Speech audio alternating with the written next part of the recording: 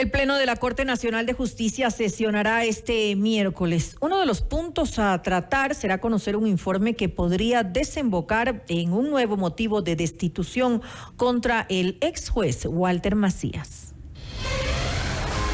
Esta es la entrevista de Fausto Yepes, hoy con... Hacemos contacto en este momento con el doctor John Álava, ex juez de la Corte de Justicia, para hablar sobre esta pugna entre la Judicatura y la Corte Nacional de Justicia. Un tema que no parece terminar, incluso podría ahondarse en las próximas horas. Doctor Álava, gracias por estar con nosotros. Fausto Yepes le saluda. Bienvenido. Muy buenas noches, mi estimado Fausto. Un saludo cordial a todos ustedes y por su prestigioso medio de comunicación a toda la ciudadanía. Gracias.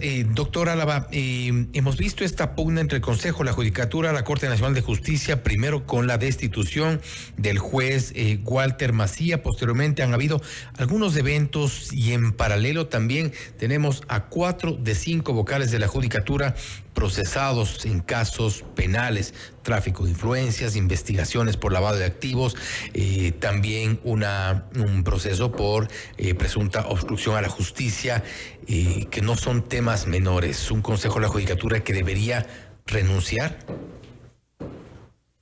Vea, mi estimado, es sumamente relevante para que conozca la ciudadanía que la función judicial, como uno de los poderes y uno de los pilares fundamentales del Estado, la función judicial como tal está dividida en dos partes.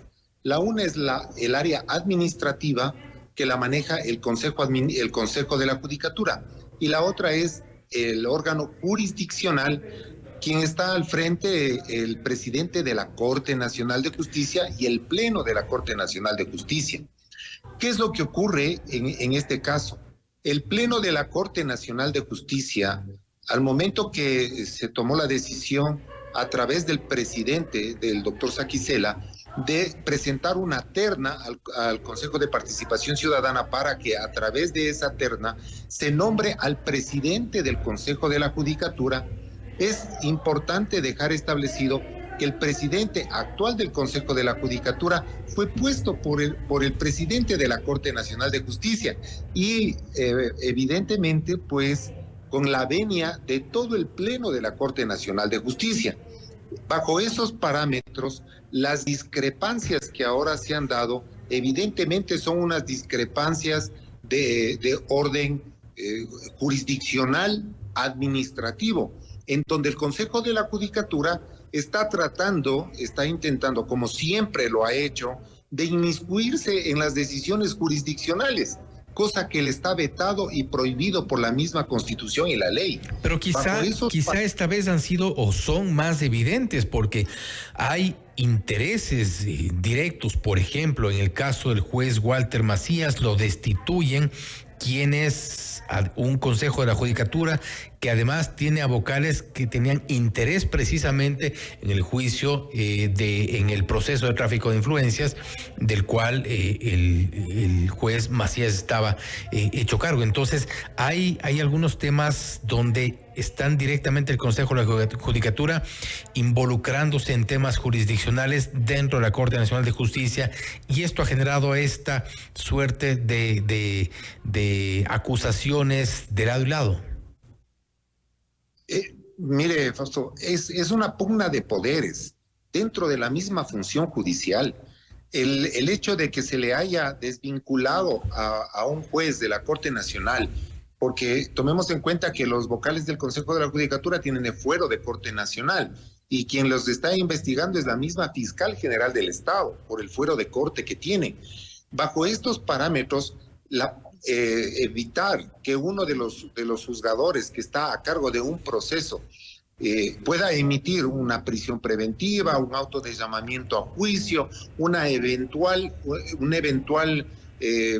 luego de la investigación, luego de la instrucción fiscal, a emitir un auto de llamamiento a juicio y posteriormente un juicio, es sumamente grave, puesto que si ya se da un auto de llamamiento a juicio, los vocales del Consejo de la Judicatura deberían ser separados inmediatamente. Ya caerían en una inhabilidad, lo cual les impide ejercer el cargo, y parece que eso es lo que quieren impedir.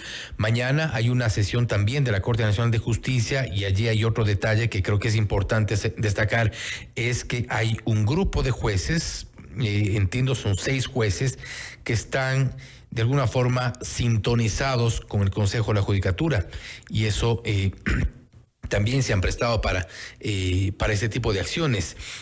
No es una justicia transparente definitivamente. Evidentemente no, y jamás lo ha sido. Desde que se dio la Constitución del 2008, se le dio un poder excepcional al Consejo de la Judicatura a fin de que pueda controlar de cierta manera a toda la administración de justicia, es decir, a la justicia ordinaria. Como usted como juez, y le hablo con experiencia propia, como usted como juez puede emitir unas sentencias de una forma totalmente imparcial si es que tiene una espada de Damocles que la maneja el Consejo de la Judicatura, amenazándole que si usted no toma las decisiones de tal o cual manera, pues puede ser destituido. Bajo esas circunstancias, ¿cómo puede haber una administración de justicia totalmente transparente? Y el Consejo de la Judicatura lo ha manejado. Valga la oportunidad, bajo esos parámetros están las investigaciones por tráfico de influencias. ¿A qué conlleva eso? Que el Consejo de la Judicatura y muchos de los vocales han influenciado, inclusive han presionado a jueces y a fiscales para que puedan tomar decisiones a conveniencia de cada uno de los vocales del Consejo de la Judicatura.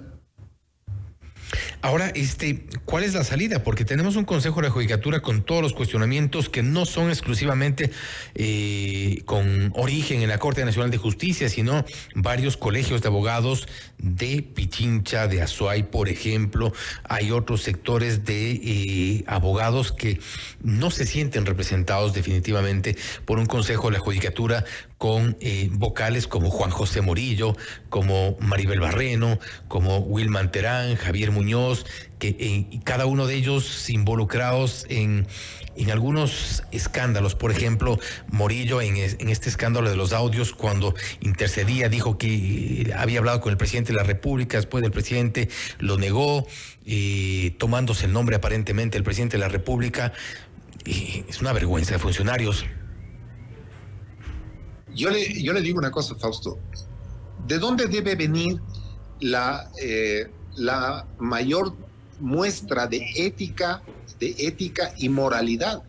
Es de la cabeza de la Administración de Justicia, es de parte del Consejo de la Judicatura y también de parte de la Corte Nacional de Justicia. Mire, Wilman Terán y el doctor Saquicela, compañeros de la Sala Penal de la Corte Nacional de Justicia, muy amigos y todo el mundo conocía de que tenían una amistad bastante profunda. Es por ello que le incluyó como primera opción dentro de la terna para que pueda ser elegido como presidente del Consejo de la Judicatura. Pero no tardó en arrepentirse porque ya le quitó la confianza. Correcto. Entonces dicen, y voy a tomar una frase que muy popular, ¿no? Enojados los compadres, se declaran las verdades. Aquí el Consejo de la Judicatura no representa para nada a la Administración de Justicia, no tiene la calidad moral como para representar a la Administración de Justicia.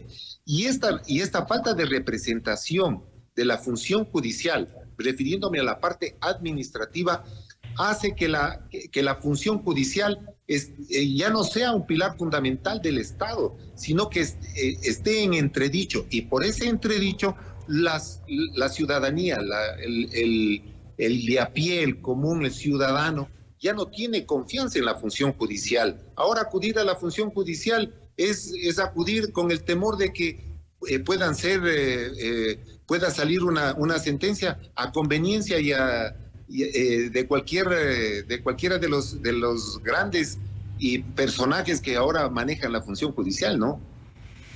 ¿Qué debería pasar entonces con este Consejo de la Judicatura en estas condiciones? Insistimos, Un consejo de la Judicatura con 4 de 5 vocales procesados penalmente, con aparentemente una agenda política, parece definida. Vea, mi estimado Fausto, es importantísimo, y una de las propuestas que por ahí escuché de uno de los candidatos presidenciales es quitarle el poder al Consejo de la Judicatura y dejarle al Consejo de la Judicatura únicamente como un ente administrativo, para que sea el mismo cuerpo colegiado de la Corte Nacional de Justicia quien tome las decisiones respecto de las sanciones disciplinarias. ¿Quién más puede sancionar a un juez sino alguien que sepa de derecho y de administración de justicia? Entonces, si nosotros no cambiamos el cronograma o el orden preestablecido de la función judicial, si no cambiamos, si no le quitamos ese poder arbitrario que tiene el Consejo de la Judicatura, jamás podrá la función judicial manejarse de una forma transparente. ¿Hay que hacer una depuración total de la función judicial? Evidentemente. No podemos nosotros, querido Fausto, seguirnos manejando bajo estos parámetros. Una pelea, una discusión, un inconveniente que exista entre el Consejo de la Judicatura y la Corte Nacional, hoy actualmente no es la primera vez. Ya lo pasó en el momento que fue presidenta Paulina Aguirre, presidenta de la Corte Nacional, y la presidenta del Consejo de la Judicatura en esa época. Entonces, no estamos bajo un tema nuevo o novedoso. Esto ya se ha venido dando, y el conflicto de poderes, tanto de la parte administrativa como de la parte jurisdiccional, ha dado mucho que desear y ha generado inclusive procesos penales como los que ahora enfrentan algunos de los vocales del Consejo de la Judicatura. La salida, sin duda, un cambio de Consejo de la Judicatura. Doctor Álava, nuevamente gracias por haber estado con nosotros. A usted, mi querido Fausto, un saludo cordial. Gracias. Ha sido el doctor John Álava, ex juez de la Corte de Justicia, hablando sobre esta pugna entre el Consejo de la Judicatura y la Corte Nacional de Justicia, un tema que se profundiza lamentablemente. El doctor Álava ha señalado que evidentemente el Consejo de la Judicatura, estos 4 de los 5 vocales que están con procesos penales encima, han metido sus manos en temas jurisdiccionales, lo cual está además prohibido por ley. Pero ese es el panorama, esa es la justicia que tenemos y ese es el resultado. Esto es Notimundo Estelar, siempre bien informados.